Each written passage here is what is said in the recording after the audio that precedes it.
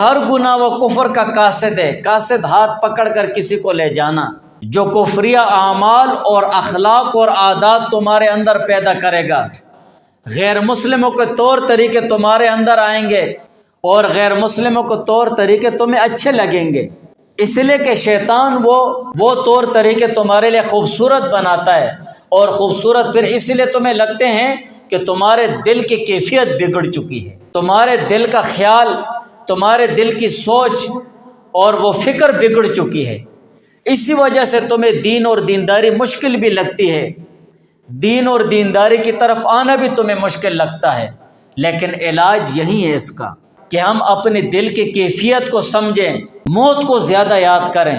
قرآن کو زیادہ پڑھیں، رات کو عبادت بہت زیادہ کریں، روزے کثرت کے ساتھ رکھیں،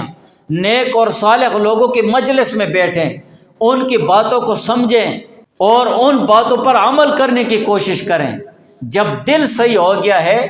تو سارا جسم درست ہو جائے گا۔ جب دل کی کیفیت اور دل کے تفکرات صحیح ہو جائیں گے تب یہ دل جا کر کہیں قلب سلیم بنے گا، اور قلب سلیم سے مراد وہ دل ہے جس میں کفر اور شرک نہ ہو، جس میں گناہ نہ ہو اور گناہ کا اثر ہی اس دل میں نہ ہو۔ گویا کہ کامل اور اکمل مومن مسلمان کا دل وہ قلب سلیم کہلاتا ہے۔